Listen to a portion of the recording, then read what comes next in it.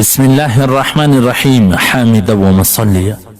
محترمینو، یو محترم رو دا پوښتنه کړې ده چې یو سړی پر سفر باندې وي 1 کال 2 کاله یا نور څه لږ وخت، نو د هغه کور ته داسې لرې رشتهداران قریبان ورځي یا د هغه ښځه داسې د لرې رشتهداران چې یعنې د دې محرم نه وي هغه له هغو کره دا ځي هغه راځي، دا د شریعت په رڼا کې څنګه؟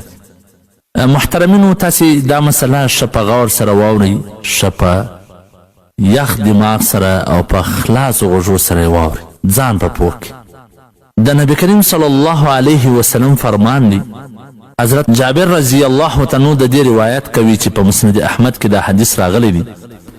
هغه فرمایي: نهانا رسول الله صلی الله علیه وسلم ان ندخل على المغیبات، چې نبی علیه صلات وسلام موږ منع کړله داسې کورو له ورکلل چې د هغو خاوندان پر سفر باندې وي، یعنې خاوندان یې نه وي.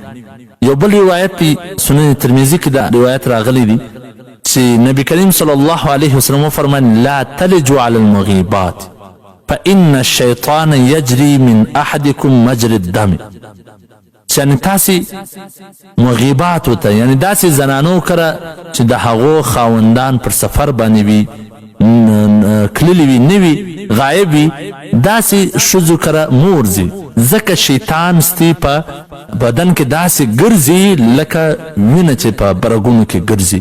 نو ځکه دغه قریبانو ته پکار نه ده چې داسې کورونو کره ورسي چې د هغه خاوندان پر سفر باندې وي. المسائل المهمه جلد نمبر 9 صفحه نمبر 302 هغه لیکلي دي چې نن سبا د مسلمانانو معاشره په یو فتنه کې مبتلا ده. مثلا هغه علاقې چې د کوم ځای خلک د معاش دپاره، د مزدورۍ دپاره د خپلو کورونو څخه کللي دي، نورو ښارو له اوږدې مسافرۍ کوي یا د نوکرۍ ملازمت دپاره خارج ملکونو له کللي دي، په نورو ملکونو له کللي دي، هلته په کلو مقیمه وي. نو په داسې صورت حال کې د هغو ښځو کره چې خاوندان یې نه وي د نامحرمو خلکو آمد و رفت وي، نو دا نه دی کول پکار، ځکه د نبی کریم صلی الله علیه وسلم پر دې هدایت باندې چې هغه وایي د داسې ښځو کورو ته مه ورځئ چې د هغو خاوندان نه وي، د دې هدایت خلاف عمل دی. دا د دې څخه په معاشره کې ډیر فسادونه او بګاړ راځي، د عصمت او د ناموس د داغدار کېدو ډیر خطره پیدا کیږي. نو پکار دا د عزتمنو چې هغه علاقې والا، د هغه کورنیان، د هغه خپلوان پر دې روایت باندې په پابندي سره، په سختي سره عمل وکړي چې نبی علیه صلات وسلام داسې کورو ته مه ورځي. نو نن سبا دور چې د میډیا دور دی، د فیسبوکو، د نیټو، د عیاشي دور دی، د هر یو سره غټ غټ موبایلونه وي او په هغه کې رنګارنګ عیاشان فحشي ګوري. نو نن سبا خو که شیطان په بدن کې ګرځي، دلته په جیبونو کې نور داسې غټ غټ شیطانان ورسره وي چې دی په ګناه باندې راولي، په فساد او په فتنه کې اچوي. نو داسې ښځو ته هم پکار ده چې د خپل خاوند او د خپل آخرت د عزت او د ناموس د حفاظت لپاره دی په سختي سره په دې باندې عمل وکړي، نه دې داسې څوک پرېږدي، نه دې د داسې چا کره ځي، ځکه دا خاوند که کللي دي ستا په خاطر کللي دي، دا دومره پردیسي دی تېروي. په کار خو نه ده چې دومره پردیسي وکړي، دومره مسافرۍ وکړي، خو که دی کوي ستا دپاره کوي، ستا د اولاد دپاره کوي، د مجبورۍ سې کوي.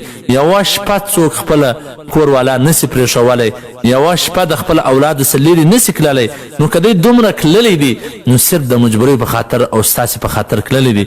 نو تاسو ته هم پکار ده چې د ده په غیر موجودګي کې داسې خلک کورو ته پرې نږدي او نه د داسې خلکو کره ولاړ سي. او داسې هم نه وي چې ځینې کسانو ته بیا داسې د وسوسو د شک نه جوړې ور وولېږي، ځکه زموږ څخه ډېر کسان پوښتنه کوي، بیا نه په کاروبار پوهېږي، نه په څه پوهېږي چې بس کور ته به څوک راغلي یا به دا چیرې کللی وي. داسې هم نه وي پکار، داسې بدګمانۍ د شکه څخه هم ځان ساتل پکار دی. الحمدلله زموږ ستاسې زنانې ډېرې وفاداره او ډېر د خاوند سره په خلوص باندې وي، په اخلاص باندې وي، ځکه دا دومره وخت ستا سره په کور کې ناسته وي.